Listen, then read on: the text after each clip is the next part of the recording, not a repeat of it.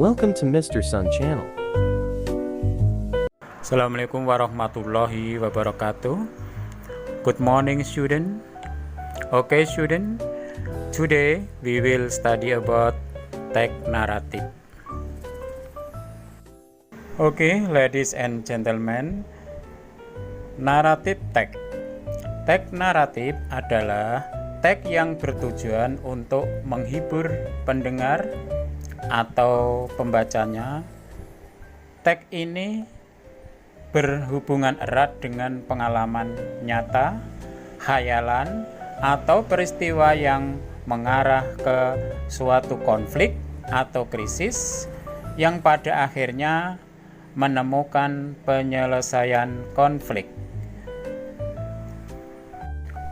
Oke, hanya di sini teks naratif itu ada pembedaannya dengan teks-teks yang lain. Teks naratif adalah adanya unsur konflik atau masalah dan resolusi atau pemecahan masalah. Dalam sebuah teks naratif dapat dijumpai lebih dari satu konflik dan penyelesaiannya. Perhatikan berikutnya. Oke, student, kita akan membahas tentang tujuan komunikatif daripada teks naratif, yaitu untuk menghibur pembaca atau pendengar atau pemirsa dan juga untuk menyampaikan pesan moral.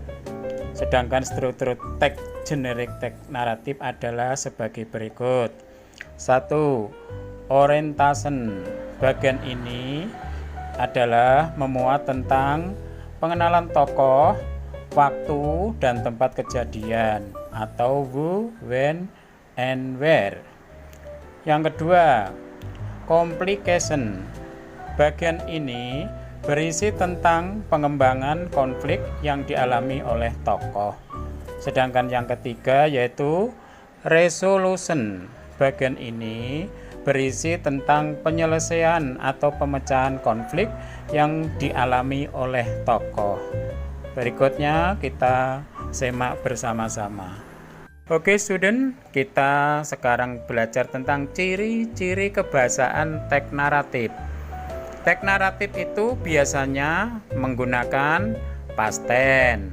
1 ya. Yang kedua, teks naratif biasanya diawali dengan adverb of time, kata keterangan waktu yang menjelaskan waktu awal kejadian. Misalnya long time ago, one upon time, dan lain-lain.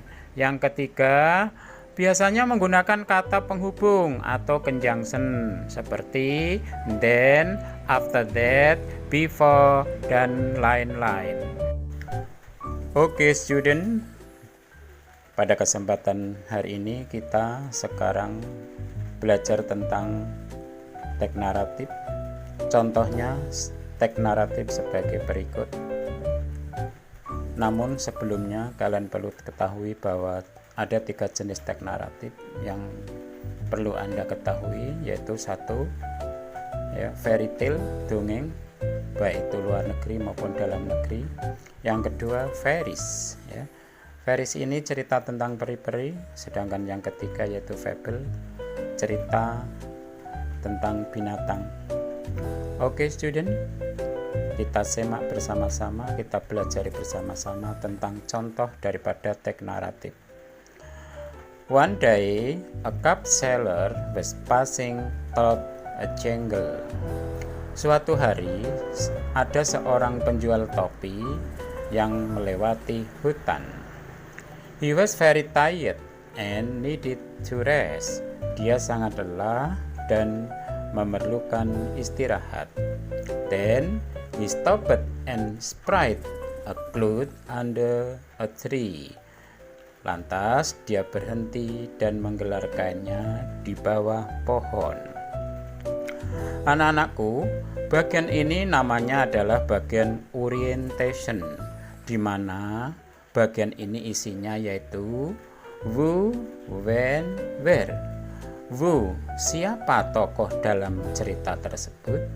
Yaitu a cup seller, penjual topi. Dan when, kapan cerita itu? terjadi, yaitu suatu hari. Dan yang ketiga yaitu where, di mana cerita itu terjadi, yaitu in the jungle. Sekali lagi anak-anakku, ini adalah bagian orientation. Okay, the next student. He places his bag full of cup near him and lie down with his cup on his head. Dia meletakkan tas besarnya yang penuh topi di dekatnya dan berbaring dengan topinya di kepalanya. The cup seller had a sound sleep for 1 hour. Penjual topi telah tidur nyenyak selama 1 jam. When he got up, the first thing he did was to look into his bag. Ketika dia bangun, hal pertama yang dia lakukan adalah memeriksa tasnya. He was startled when he found all his cups were not there. Dia terkejut ketika dia melihat semua topi-topinya tidak ada di sana. When he looked up the sky, he was very surprised to see monkeys sitting on the branches of a tree. Each of the monkeys is wearing a cap up on its head. Ketika dia melihat ke atas ke arah langit, dia sangat terkejut melihat monyet-monyet duduk di ranting di pohon. Semuanya monyet-monyet tadi memakai topi di kepalanya.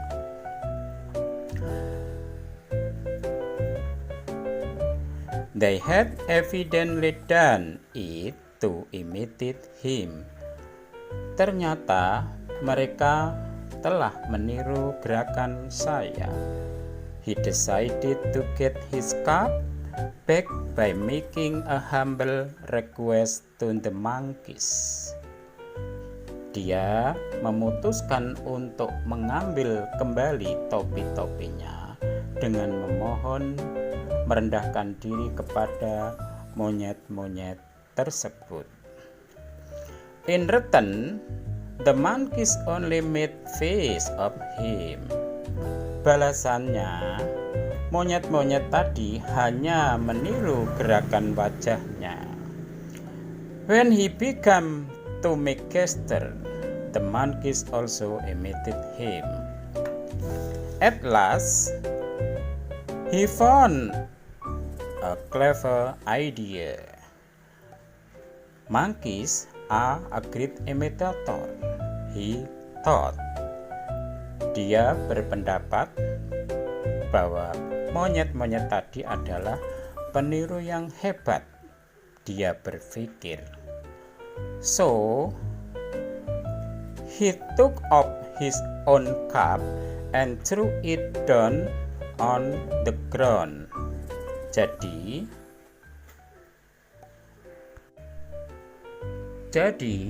dia melepas topi-topinya sendiri dan melemparkannya ke tanah. Then all the monkeys threw the cup to the ground, and then the cup seller put them back into his bag and went away.